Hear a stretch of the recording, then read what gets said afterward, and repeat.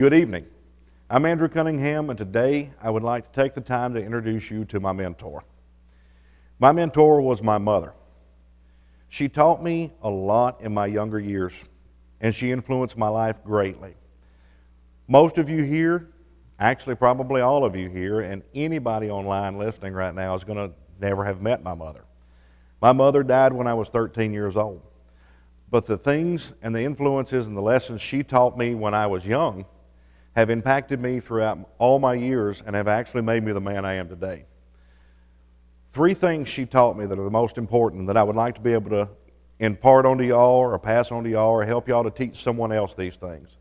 One of the first things she taught me was how to love life for everything it was worth. My mother worked a lot.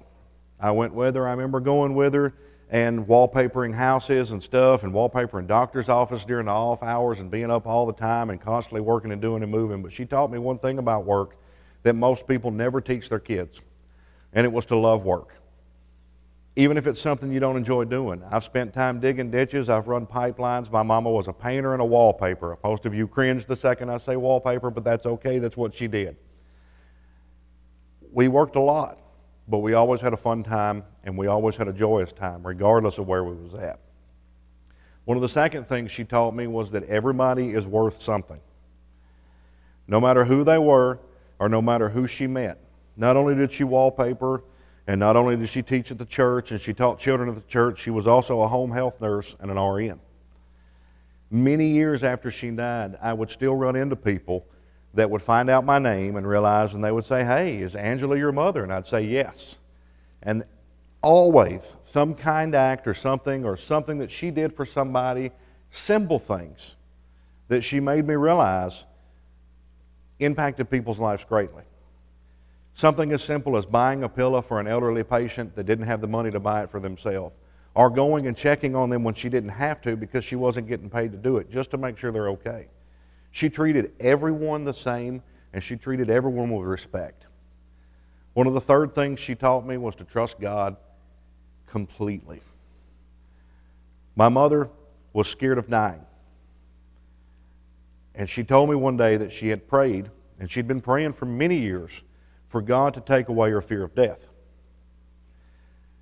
One morning she come and she told me, and I was a young boy, I think I was 10 or 11, and she explained to me how God had given her a dream and showed her that death was nothing more than passing on from this life to being in the presence of Jesus.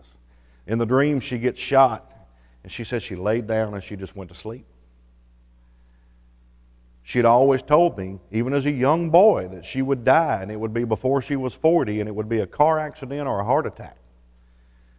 My mother died 2 weeks after I turned 13. She got hit on a Saturday, and she died of a heart attack the next day as a result from the injuries from her car accident. The Saturday morning, before she got hit, she dropped me off to work. And she explained to me, she told me how she wanted her funeral to be. She told me what she wanted people to wear. She told me to tell all the girls to wear tennis shoes. They could have fancy dresses, but wear tennis shoes because Mama always believed in being comfortable. She told me all the things she wanted to happen when she died, how she wanted the funeral to be. She told me she wanted people to be happy because she was gone home to Jesus and there was nothing more to worry about. Now, at 13 years old and your mother tells you all this, or even anybody in your life that loves you tells you all this, and you don't think anything about it. But right as I got out of the truck, she stopped me and she says, "Son, I want you to know I'm always going to love you." But these words stuck out the most. She says, "I'm not always going to be there, but I will always love you." That afternoon she got hit, and the last conversation I had with my mother was about everything she wanted to happen when she died. But my mother had no fear of death. She had no fear of going home, and she had no fear of anything in this world because she trusted God with absolutely every fiber of her being. She was a big woman. She was a loud woman. Everyone loved her, and she was a joy to be around. And I try every day to live up to the influence and the things that my mentor taught me. And the reason I am who I am today is because she took the time to influence me and to teach me. Thank you for letting me give you a small picture of the woman that changed my life. I hope you have a blessed day.